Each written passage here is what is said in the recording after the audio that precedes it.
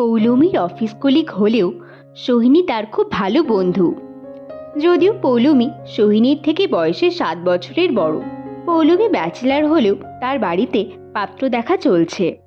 আর সোহিনীর 6 বছর আগেই উইকেট পড়ে গেছে। তার 4 বছরের একটি বাচ্চাও আছে। সোহিনীর বর একটি এমএনসিতে উচ্চ পদে কর্মরত। কিছুদিন থেকেই পৌলমী সোহিনীর মধ্যে অদ্ভুত একটা পরিবর্তন লক্ষ্য করছে। সোহিনী আগে একটু রিজার্ভ আর স্ট্রিক্ট থাকলেও রিসেন্ট সে যেন একটু বেশি ক্যাজুয়াল হয়ে পড়েছে। সব কিছুকে লাইটলি নেওয়া, ফোনে প্রায় বিজি থাকা ইত্যাদি। সেদিন তো মিটিংয়ের টাইমে সোহিনীকে না পেয়ে বস রীতিমতো তার উপর রেগে গেছিল।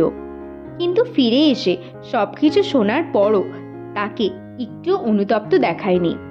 বরং ভাবটা এমন যে চাকরির অভাব আছে নাকি, একটা যাবে আরেকটা ঠিক পেয়ে যাব। সেদিন ওয়াশরুমে পৌলমী সোহিনীর গলার স্বর পেল। সে কারোর সাথে খুব ঘনিষ্ঠ বিষয়ে আলোচনা করছিল। আর কার সাথেই বা হবে, নিশ্চয়ই তার বরের সাথেই হবে। বিয়ের এত বছর পরও ওদের এত প্রেম দেখে সোহিনীর ভালোই লেগেছিল।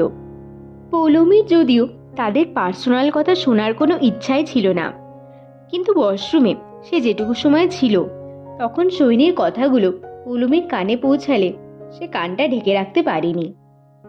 তখন সে জানতে পারল যে সোহিনী প্রতিম বলে একটি ছেলের সঙ্গে কথা বলছে। কথাগুলো শুনে সে বুঝতে পারল যে তারা যথেষ্ট ঘনিষ্ঠ বন্ধুত্ব শেয়ার করে। সেদিন অফিস শেষে সোহিনী পৌলমীর সাথে কথা বলছিল। তখনই পাশের বিল্ডিং থেকে বেরোনো একটি ছেলের সাথে সোহিনী পৌলমীর আলাপ করিয়ে দিল। প্রতিম সেন চলে যাওয়ার পর পৌলমী চেপে ধরতেই সোহিনী বলে ফেলল প্রতিমের সাথে তার 4 মাস হলো আলাপ হয়েছে। একদিন বাসে হঠাৎ আলাপ, সেখান থেকে সোশ্যাল মিডিয়াতে ফলো আর ফোন নাম্বার এক্সচেঞ্জ। প্রতিমের সাথে সোহিনী নিজের মানসিকতার অনেক মিল খুঁজে পায়। তখন পৌলমী সোহিনীকে তার ম্যারিড লাইফ আর 4 বছরের বাচ্চার কথা মনে করিয়ে দেওয়ায় সোহিনী হেসেই ফেলল। সোহিনীর বডি ল্যাঙ্গুয়েজ দেখে পৌলমী সত্যি অবাক হয়ে গেল। সোহিনী বলে চলল, সংসার সংসার কি আমার একার, না সন্তান আমার একার? সংসারে যদি দুজন মানুষের কন্ট্রিবিউশন না থাকে তাহলে একার উপর কোনো সংসার টিকে থাকতে পারে না। সৌম্যর সাথে আমার 2017 সালে বিয়ে হয়, অ্যারেঞ্জ ম্যারেজ। দুজনেরই দুজনকে খুব পছন্দ ছিল। কিন্তু বাচ্চা হবার পর আর সৌম্যর প্রমোশন হওয়ার পর সে যেন আমূল পাল্টে গেছে। বাড়ির জন্য, ছেলের জন্য বা আমার জন্য তার একটুও সময় নেই। আগের বছর কাজের চাপে আমাদের অ্যানিভার্সারিটা ভুলেই গেছিল। আমি তাও সারপ্রাইজ পার্টি প্ল্যান করেছিলাম, কিন্তু অফিসের চাপে রাত 12টায় বাড়ি ফিরে সে আমাকেই সারপ্রাইজ দিয়ে দিয়েছিল। আমাদের দৈনন্দিন বোরিং লাইফে এই একটা অ্যানিভার্সারি, বার্থডে বা একটা ছোট ট্রিপ, এগুলোই তো বেঁচে থাকার রসদ যোগায়। কিন্তু সৌম্যর ব্যস্ততার চাপে আমি আমার বেঁচে থাকার রসদই হারিয়ে ফেলছি। অথচ অফিস থেকে ফিরে তার প্রিয় কফি চাই। একটু 19-20 হলেই কত কথা। ব্রেকফাস্ট থেকে ডিনার সব সময় তার পছন্দটা আমাকে মনে রাখতে হবে। অথচ আমার পছন্দ মনে রাখাটা তার ধর্তব্যের মধ্যেই পড়ে না।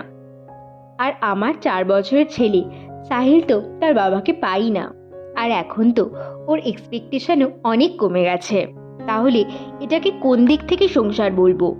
হ্যাঁ, আমাদের ম্যাটেরিয়ালিস্টিক চাহিদাগুলি ও পূরণ করে ঠিকই, কিন্তু মানসিক চাহিদা আর সময়ের চাহিদা কখনোই পূরণ করতে পারে না। আর এই ম্যাটেরিয়ালিস্টিক চাহিদাগুলো আমি নিজেও পূরণ করতে পারি, কিন্তু সংসারটা যখন দুজনের, তখন এটাকে টিকিয়ে রাখার দায়িত্বও তো দুজনেরই হওয়া উচিত। যাই হোক, প্রতিমের সাথে আমার কথা বলতে খুব ভালো লাগে। সব টপিক নিয়েই ওর সাথে কথা বলে শান্তি পাই। আর এক সন্তানের মা হয়েছি বলে নিজে ভালো থাকাটা তো কোনো অপরাধ নয়। আর আমি নিজে ভালো থাকলেই তো নিজের সন্তানকে ভালো রাখতে পারবো।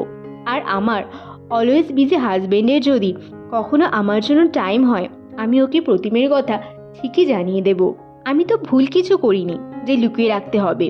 কিন্তু হ্যাঁ, আমি আমার নিজের আর নিজের সন্তানের জন্য কোনো অশান্তি চাইছি না এই মুহূর্তে, তাই জোর করে বলতেও চাইছি না।